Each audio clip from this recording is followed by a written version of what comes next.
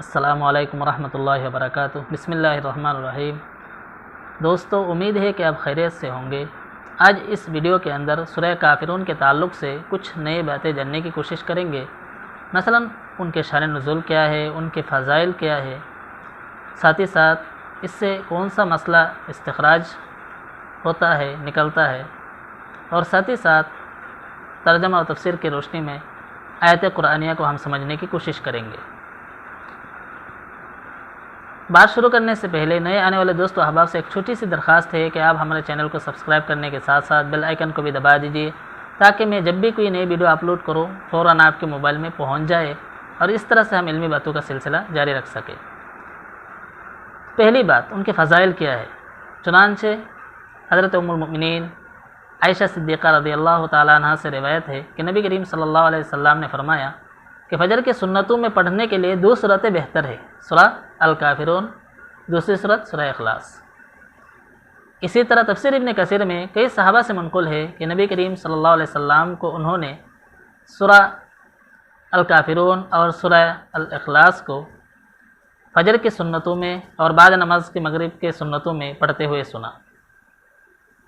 اسی طرح حضرت علی سے بھی ایک روایت ہے کہ نبی کریم صلی اللہ علیہ وسلم کو ایک مرتبہ بچھو نے کاٹ لیا تو سورہ الکافرون اور معوذتین کا سہارا لیا۔ اسی طرح کئی صحابہ سے یہ بھی منقول ہے کہ ان لوگوں نے آپ صلی اللہ علیہ وسلم سے یہ عرض کیا، یا اللہ کے رسول، ہمیں کوئی دعا سکھا دیجئے جس کو ہم سونے سے پہلے پڑھ لیا کریں۔ آپ صلی اللہ علیہ وسلم نے اس سورت کی تلقین فرمائی، یعنی سورہ الکافرون کی، کہ اس کو پڑھ لیا کرو کیونکہ اس میں کفر اور شرک سے براءت ہے۔ یہ تو اس سورت کے فضائل ہے جو احادیث کی کتابوں میں وارد ہے۔ ان کے شان نزول کیا ہے۔ چنانچہ تفسیری کتابوں میں مذکور ہے کہ یہ سورت اس وقت نازل ہوئی جب مکہ مکرمہ کے کچھ سرداروں نے، جس میں ولید بن مغیرہ، عاص بن وائل وغیرہ شامل تھے، ان لوگوں نے آپ صلی اللہ علیہ وسلم سے صلح کی یہ تجویز پیش کی کہ ایک سال آپ ہمارے معبودوں کی عبادت کر لیا کریں، ایک سال ہم آپ کے معبود کی عبادت کر لیا کریں گے۔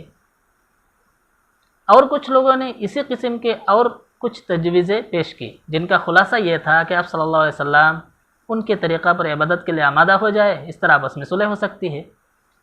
تو اس صورت نے دو ٹک الفاظ میں یہ واضح فرما دیا کہ لکم دینکم ولی دین، کہ اس طرح کے مصالحات قابل قبول نہیں ہے، تمہارے لیے تمہارا دن، ہمارے لیے ہمارے دن۔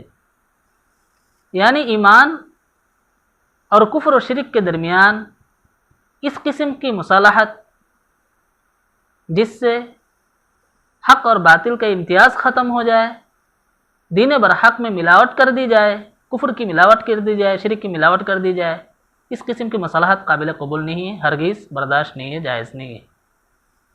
ہاں، اگر آپ دین برحق کو قبول نہیں کرتے تو آپ اپنے دین پر عمل کریں، اس کے نتائج آپ خود بھگتیں گے۔ میں اپنے دین پر عمل کرتا ہوں، اس کے نتائج کے ذمہ دار میں ہوں۔ اس صورت نے تو یہ بات بالکل صاف کر دی کہ اس قسم کے مصالحت بالکل ہی جائز نہیں ہے۔ اس سے یہ معلوم ہوا کہ غیر مسلموں سے ایسی کوئی مصالحت جس میں اللہ کے قوانین کو توڑنا لازم آئے، اصول دین کی خلاف ورزی لازم آئے، یا ان کے دین کے شعائر یا ان کے دین کے کوئی حکم کو قبول کرنا پڑے، یہ بالکل جائز نہیں ہے، قابل قبول نہیں ہے۔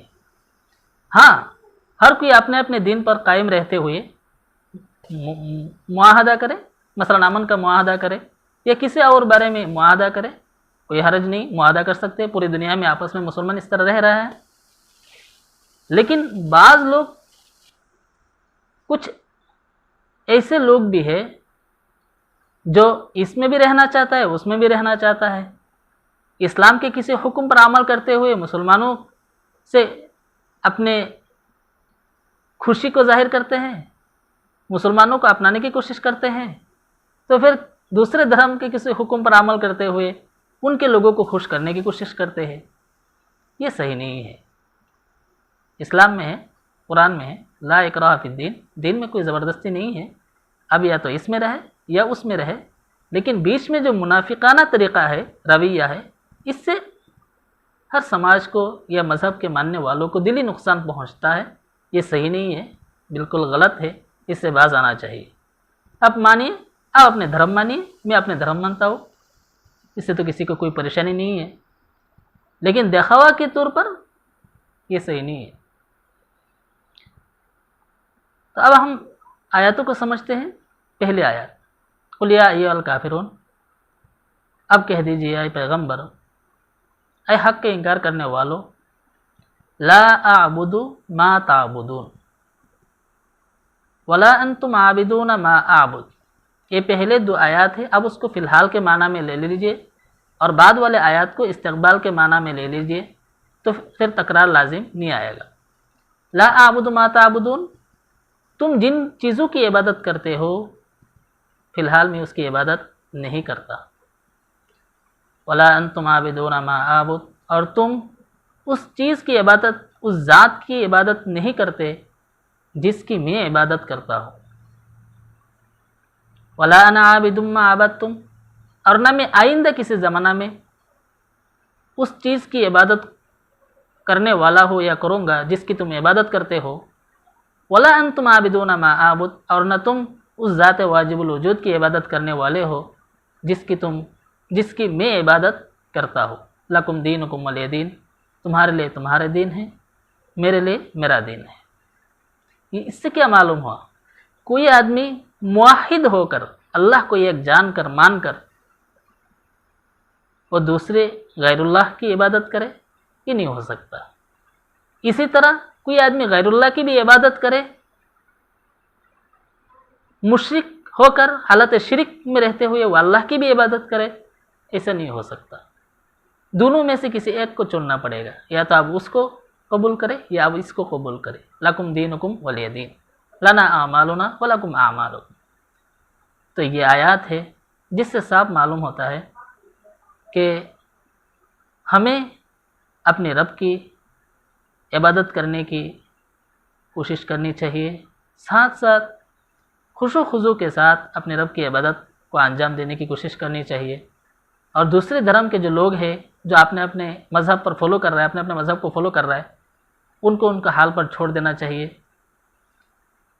اس صورت سے ہمیں یہ سبق ملتا ہے کہ ہم اپنے دل کے اندر توحید کے عقائد کو اور مضبوط کرنے کی کوشش کریں۔ اللہ تعالی ہمیں قرآن آیاتوں کو اچھی طرح سمجھنے کی توفیق دے۔ وآخر دعوانا الحمدللہ رب العالمین۔